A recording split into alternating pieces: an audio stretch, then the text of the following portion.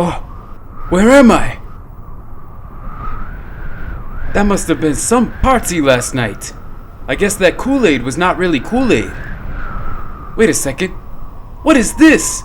Yo, pass follow this map, and it will lead you to treasures beyond your wildest imaginations.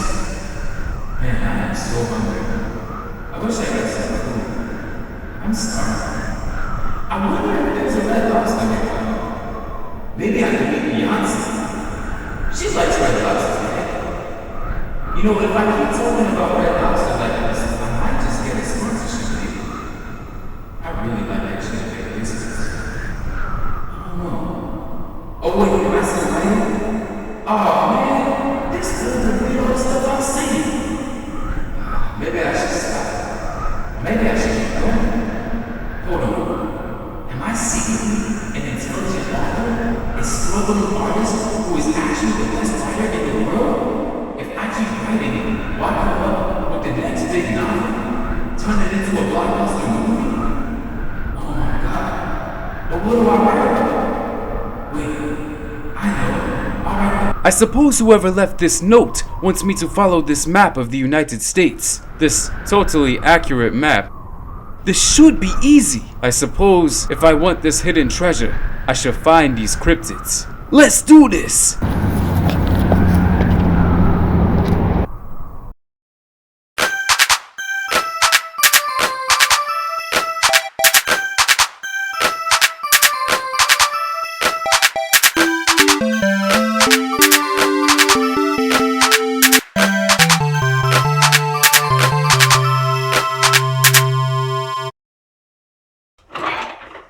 Well, I guess the first way that we're going to be able to solve this case is if I go through all of the states in the United States and pick apart all of the supernatural entities that lurk within each state. Yeah, that sounds like a plan, because I guess that's the only way that I'm going to be able to solve wherever this hidden treasure is. I guess that means we'll be going on a trip through the supernatural. No, that's not the alternate title. It's still Journey Through the Awesome. Welcome back, everybody, to the room where apparently heaven has come into the back. The Lord Jesus himself has come to wish me a happy day today. And a good day it shall be, because we will be beginning the first day of our little journey, not only through the awesome, but through the supernatural as well. Today I'm going to be beginning, that is hard to say consecutively, a long journey through exploring the supernatural throughout America. Now, the world is known for having several supernatural things. These mythos and folklore and stories have existed for thousands, even millions of years. And throughout those years, they've tackled all sorts of things, from ghostly singing to large ape-like creatures wandering through jungles and forests, bat-like creatures, living dinosaurs, giant fish living at the bottom of our oceans, countless things that have eluded even our greatest imagination and thinkers. This is what we will be tackling in this series, this little mini-series that's an offshoot of Journey Through the Awesome, where I will be looking at cryptids that show up in exclusively the United States. That's right, I'm talking about creepy cryptids from around the U.S. In this mini-series, we will be tackling cryptids that exist throughout each individual state. I'm going to be hand-picking, quite literally putting my hand into a bottle, no, that would hurt, and picking apart monsters that exist throughout each state. We're going to be dissecting them, looking at their history, accounts, stories from people who have supposedly encountered UFOs and spacecraft, or ghosts that wail and haunt the fields, all sorts of things, or creepy delivery men who have black eyes but may have a condition, so don't judge them. We will be tackling all these monsters, and at the end, this will supposedly lead me to some kind of treasure or something. I don't know. It's probably nothing. It's probably just a box of cereal that somebody left somewhere and want me to find it for them. Because when you leave your cereal behind, you always need a random stranger to go pick it up for you. So, in case you did not know, there are 50 states in total in the United States, and we are going to be going through each state individually, tackling a monster that is unique to that region. And so we are going to be starting off in the first part with Louisiana. Get ready. Put your blanket on. Do you have a blanket? Are you in bed watching this? Or are you going to work? Then put your phone down and go to work. Think about what you're going to be doing for your assignments later, or your projects. You don't want to get fired. And strap yourself in, Again, do you have straps with you? That would be weird if you had straps with you. What would you need those straps for? What kind of devious intentions do you have? To start off our creepy experience throughout the United States, we will be visiting the deep southern state of Louisiana and looking at the Kwameker. This creature is basically the southern Freddy Krueger. If you ever seen Nightmare on Elm Street, it's this movie about this demonic entity who is capable. Kwameker cannot speak English because English is difficult. Capable of inhabiting people's dreams and giving them nightmares. He can also use these dreams to manipulate people, mostly teenagers because he's a creep, and bring them into the real world where they suffer those nightmares in reality. This is basically another version of that, also supposedly real based on what accounts you hear. But it is definitely a myth that comes from Louisiana, and so there's this document from the Folk Life in Louisiana website that delves into the history and accounts of this spirit. In brief, it is an experience during which someone who is sleeping is visited by a presence which is called Kwameker, also called the devil, an evil spirit, a ghost, and a witch by my informants. Ooh, informants. The person awakens and senses, or sometimes actually sees, something in the room. Often it is on top of their body. The person feels frightened but is unable to move or cry out for protection. According to peachdown.org, which is another website that has done research based on testimonies and experiences from people who have testified about actually seeing this creature, oftentimes when one is visited by the Kwameker, they are in a state of sleep paralysis. And if you know about sleep paralysis, that is the state where you are between sleep and between awaking. And you see all of these different things in your room or wherever you're sleeping at. You see shadow people, you see devils, you see anything that your brain can conjure up in this state. It's almost like you're experiencing some kind of supernatural experience. And you need Sam and Dean to come save you because they are the only ones who deal in the supernatural. But in this case, again, it's real. Definitely 100% real. Do not take this for fictional at all. According to the legend, the Kwameker feeds on sleep paralysis by riding on the backs of children who misbehave. So it not only appears in the dreams of people who have sleep paralysis, but if you are a child and you are misbehaved, it will taunt you, it will torture you, it will torment you. How does it go away? How do you fight it? I don't know. A lot of this research is kind of inconsistent and infrequent, so a lot of it is based on different interpretations, and because this is a myth and it is folklore, a lot of it is, it's not really based on scientific evidence. So you have all of these perspectives from different people. However, there are a lot of perspectives that are mostly consistent, and depending on where you go in Louisiana, you will find a lot of people and meet a lot of people who do not believe in the myth, obviously, but who will give you detailed accounts based on their culture and based on where they're from about how this myth has developed. The next state that we will be traveling to is the state of New Mexico. The cryptid from New Mexico that we are investigating, the Taos Hum. According to strangesounds.org, which is an entire database dedicated to finding strange sounds from around the world, strangesounds.org published this forum on this website about the Taos Hum, and they describe it as a steady diesel engine-like low rumble reported in and around Taos, New Mexico since the early 1990s. Listeners say it is often strongest at night and can feel site-specific, fading when they leave the area and returning when they come back. Ear covering rarely stops it. You can't cover your ears. It's not up in the mountains where you drive up into the mountains and you go down, and then that, I don't know what you call that when your ears get suffocated and they just get stuffed. They get stuffed. You get stuffed ears. But then they get unstuffed when you go down. Can't do that here. That humming is staying with you, with a very low frequency energy or a non-acoustic perception. Reports typically come from a very small subset of the population.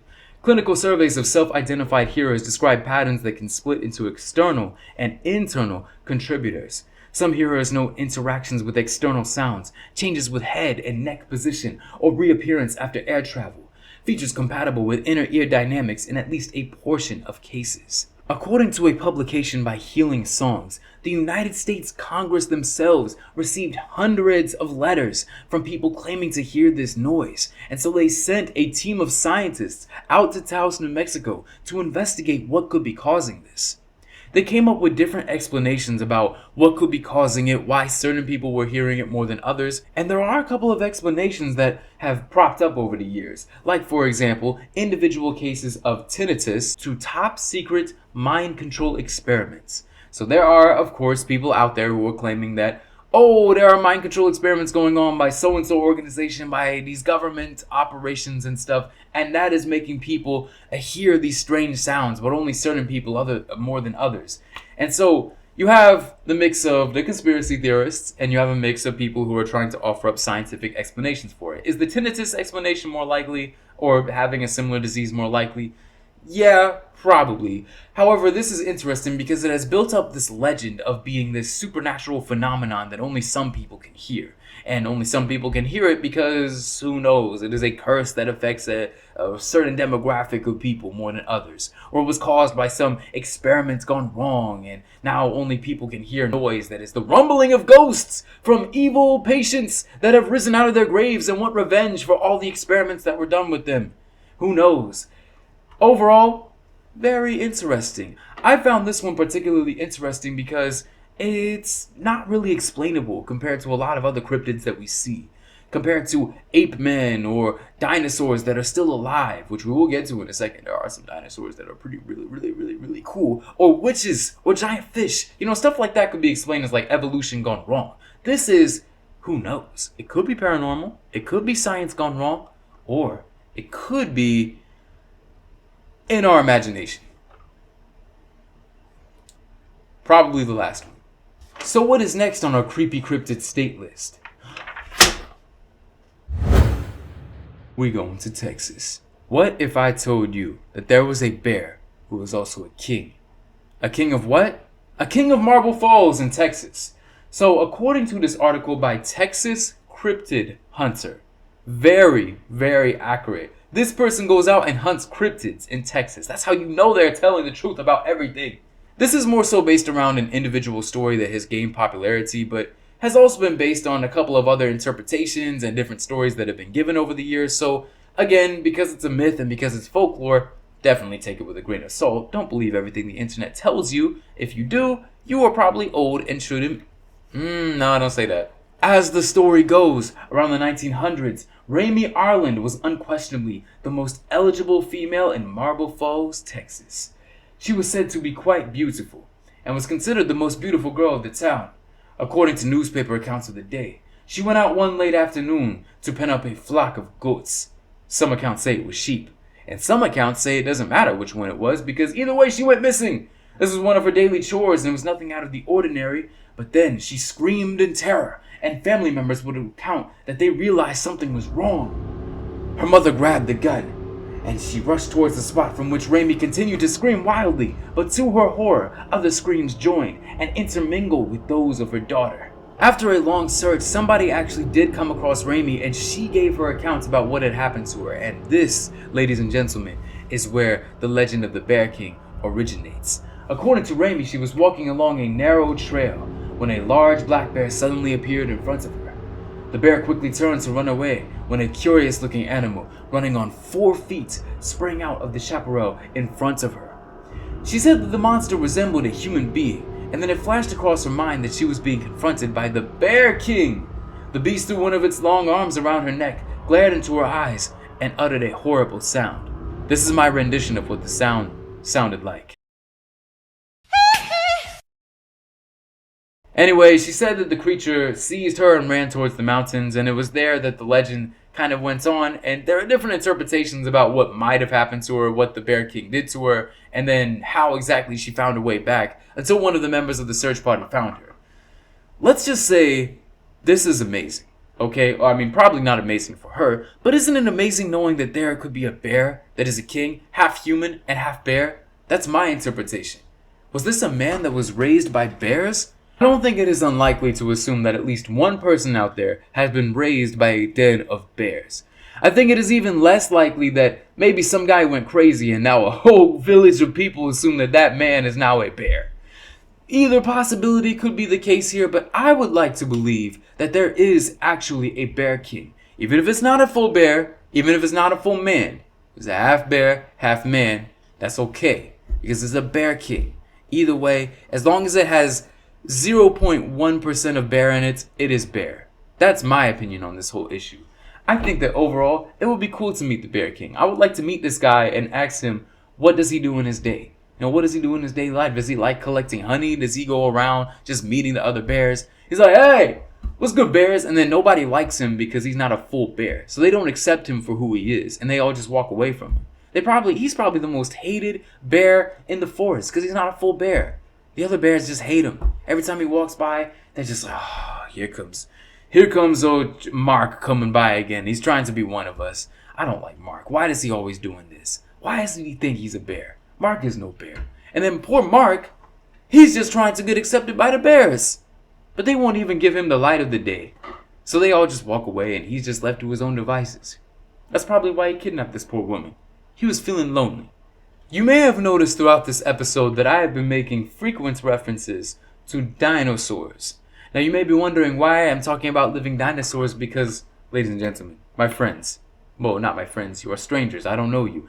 There are dinosaurs that are alive, according to some people in Kansas. According to a research article in Fort Hays State University, supposedly there are reports from people who have claimed to see either what they believe may be dragons or living dinosaurs. The first of these reports is from a man named Jonathan Whitcomb, and he gives his report here. I was playing outside with my siblings and uncle. I was running home on a dirt road when I noticed it above me. It was about the size of a small plane, about 30 feet long. There were no feathers on it for sure. It had a long tail with a triangle at the tip and a crest on top of his head. The wings were like that of a bat, membrane, and the beak was long and on the thinner side. This report is not written very consistently. The grammar is kind of all over the place. It was so large as it flew/glided. Slash was also included in my report. That's how you know this was written above me. It was dark in color, probably dark gray. I don't know because I was on the ground and it was in the air, so there was a clear difference in how I could see it. I was not scared but frozen in awe. I watched it until it disappeared off into the horizon. I remember, even at that age, knowing that people would think I was crazy if I recounted my story. This is what I saw. It's inexplicable and unbelievable, yet it happened. The weather was clear. What I saw was clear as day. It was about as high up as the telephone wires. That's not very high up, and yet I still couldn't make out the color. Telephone wires aren't really that high up into the sky, and yet somehow he wasn't really sure about the color, being dark gray or dark. Who knows? Maybe he saw a dragon, maybe he saw a giant bird. That would have been a pretty massive bird if he described it as a dragon, but still, maybe that bird was on steroids. All in all, I'm not really sure what to make of this. He is a cryptozoologist, so he does know his stuff. If he really did see a dragon, and there are dragons lurking in Kansas, then I guess it's time for us to call up the Monster Hunters. I'm not talking about Capcom. I'm talking about the Ghostbusters version of, the dragon hunting version of Ghostbusters. I messed that up. We need to call somebody to come over here and just take a look at these dragons. Don't even do anything about them. Maybe help them reproduce. Bring more dragons to the world. Then maybe we'll get magic and fantasy, and then life won't be so boring anymore. Did you know that Ireland is actually located in New Hampshire? Did you know that? There's a place called Dublin Lake, or Dublin Pond. There's different accounts. Dublin Lake, Pond. Ponds are lakes. No, they're not. This was collected on a blog post on the New England folklore page, which is dedicated to obviously collecting accounts about things like witches, ghosts, and the supernatural, and the like in the New England area, which includes New Hampshire. So from this account in particular, which deals with Dublin Lake, this account collects different stories from people who have seen different things. And so accounts date back to the 1980s. According to one story, the monster was first encountered when a scuba diver became separated from his group and did not return to the surface. Several days later, a group of teenagers encountered him in the woods, naked. Butt naked.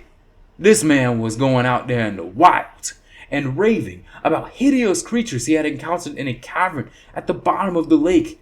He was unable to describe them because their terrifying appearance had driven him completely insane. Yeah, we don't know what they look like. We don't know if they look like people. We don't know if they look like giant fish. But whatever they look like, this man was driven insane.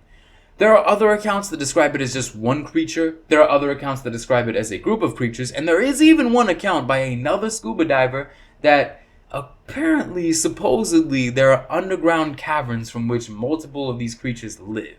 And so there's this distinct civilization that is living underneath this lake, which is probably not true because I highly doubt that a civilization will be living under a lake this long, a public lake, without us having discovered it at this point, especially with the technology that we have. But let's believe, just for 1 second, let us believe that this is true. Do you think this means that there is a civilization out there with technology that may be better than ours, that may have concealed themselves from us, from our peering human eyes? Do you think that we're not alone in this world? Maybe. But why did they pick New Hampshire? Nothing against New Hampshire. I'm not saying I have anything against their state or their people or their food or anything. I'm sure there's beautiful, nice, amazing people, just like all over the world, probably in New Hampshire. What I am trying to convey, though, just why New Hampshire? Well, that is 5 states down, 5 cryptids, and 45 more to go. I am confident that I am able to cover 50 cryptids in the time that this mysterious note has left for me, which is I don't even have a deadline. I can do this. I can finish this basically whenever.